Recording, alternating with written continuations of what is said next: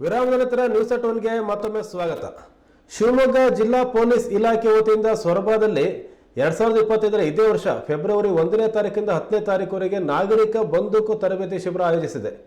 ಗುರುವಾರ ಮಧ್ಯಾಹ್ನ ಸೊರಬ ಪಟ್ಟಣದ ರಂಗಮಂದಿರದಲ್ಲಿ ಸಮಾರೋಪ ಸಮಾರಂಭವನ್ನು ಹಮ್ಮಿಕೊಳ್ಳಲಾಗಿತ್ತು. ಕಾರ್ಯಕ್ರಮದಲ್ಲಿ ಸಚಿವ Madhu Bangarappa, S Bosaraj, SP Mithun Kumar, GK Mithun Kumar ಸೇರಿದಂತೆ ಹಲವರು ಭಾಗಿಯಾಗಿದ್ದರು.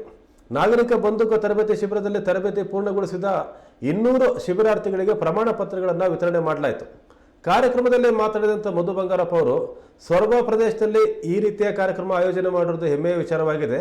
ತರಬೇತಿ ಮುಗಿದ ನಂತರ ನಿಮ್ಮ ಜವಾಬ್ದಾರಿಗಳು ಹೆಚ್ಚಾಗಿದ್ದು, ನೀವು ಸಹ ಪೊಲೀಸ್ ಇಲಾಖೆಯ ರೀತಿಯೇ ಜವಾಬ್ದಾರಿಯುತವಾಗಿ ಕಾರ್ಯನಿರ್ವಹಿಸಬೇಕಾಗಿರುತ್ತೆ.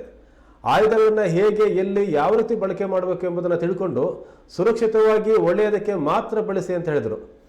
ನಂತರ ಸಚಿವ ಬೋಸರಾಜ್ ಮತ್ತು SP ಮಿಥುನ್ ಕುಮಾರ್ ಮಾತನಾಡಿದರು.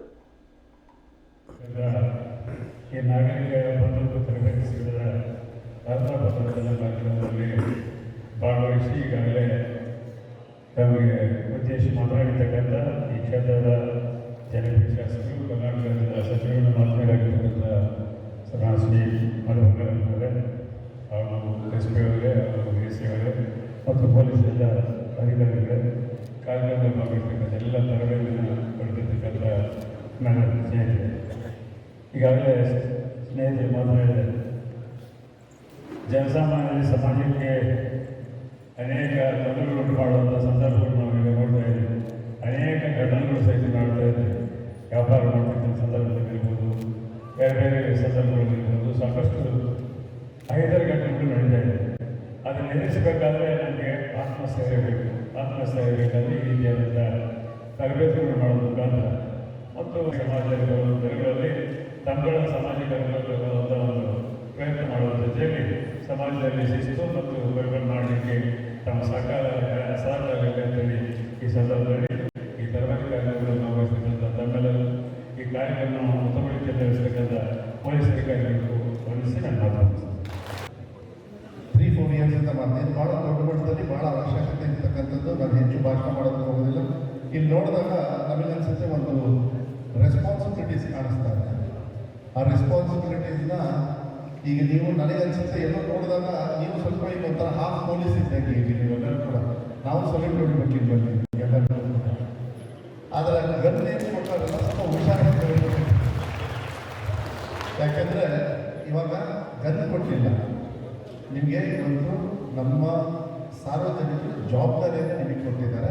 ಆ ಜವಾಬ್ದಾರಿಯನ್ನು ಯಾವ ರೀತಿ ನೋಡ್ಕೊಳ್ತೀರಿ, ನಮ್ಮನ್ನೆಲ್ಲ ಯಾವ ರೀತಿ ಕಾಪಾಡ್ತೀರಿ ಅನ್ನೋದು ನಿಮ್ಮ ಕೈಯಲ್ಲಿದೆ ಅಂತಕ್ಕಂಥದ್ದನ್ನು ಹೇಳಲಿಕ್ಕೆ ಇಷ್ಟಪಡ್ತೀನಿ. ಭಾಳ ವಿಧಾನ ಮಾಡೋದು ಆಯಿತು. ಇವರು ಶ್ರೀನಿವಾಸ ಅಂತೇಳಿ IG ಇಂಟೆಲಿಜೆನ್ಸಲ್ಲಿ ಇಲ್ಲ ಸರ್, ಎಲ್ಲ ಮೇಜರ್ ಆಗಿದ್ದಾರೆ. ನೋಡ್ಕೊಳ್ತಕ್ಕಂಥದ್ದು ಯಾವ ಸಂದರ್ಭದಲ್ಲಿ ಯಾವಾಗ ಯಾಕೆ ಅದನ್ನು ಬಳಕೆ ಮಾಡಬೇಕಾಗುತ್ತೆ ಅಂತಂದು ಅವತ್ತು ಬಂಗಾರಪ್ಪ ಹೇಳಿದ್ರು. ಇವತ್ತು ಕೂಡ ಅದರ ಲೈಸೆನ್ಸ್ ಇದೆ, ಅದರ ಗನ್ನನ್ನು ತಗೊಳಕ್ಕೆ ಹೋಗಲಿಲ್ಲ. ಯಾಕೆಂದರೆ ನನಗೆ ಅಷ್ಟು ಮಟ್ಟಿಗೆ ಅರ್ಹತೆ ಇದೆ ಅಂತೇಳಿ ಅದನ್ನು ಇಟ್ಕೊಂಡು ಓಡಾಡುವ ಪರಿಸ್ಥಿತಿನೂ ಬಂದಿಲ್ಲ ಸದ್ಯ. ಯಾಕೆಂದೆಲ್ಲ ಸುರಕ್ಷಿತವಾಗಿ ಎಲ್ಲರೂ ಕಾಪಾಡ್ತೀವಿ ಅನ್ನೋ ವಿಶ್ವಾಸ ಇದೆ. ಇನ್ಮೇಲಂತೂ ನೀವು ಇರೋದ್ರಿಂದ ನಾವೇನು ಯಾರು.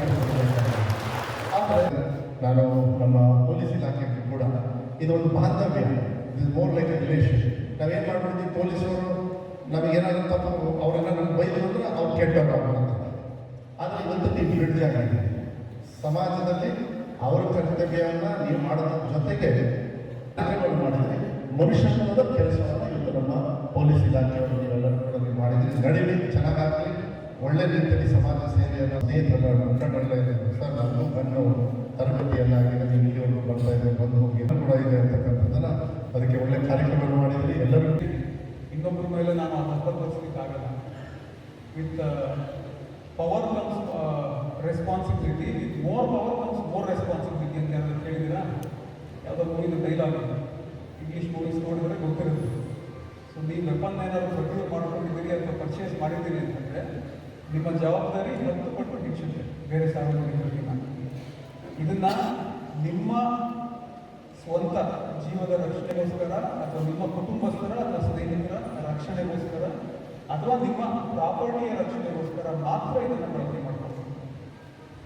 ಕೆಲವೊಂದು ಬಾರಿ ನಾವು ಇದನ್ನು ನೋಡಿದ್ದೀವಿ, ವೆಪನ್ ತಗೊಳ್ತಾರೆ, ಅದನ್ನು ಬೇರೆ ಬೇರೆ ರೀತಿಯಲ್ಲಿ ಉಪಯೋಗಿಸ್ತಾರೆ. ಕೆಲವೊಂದು ಭಾಗದಲ್ಲಿ ಕೇಸ್ ಕೂಡ ಆಗಿದೆ.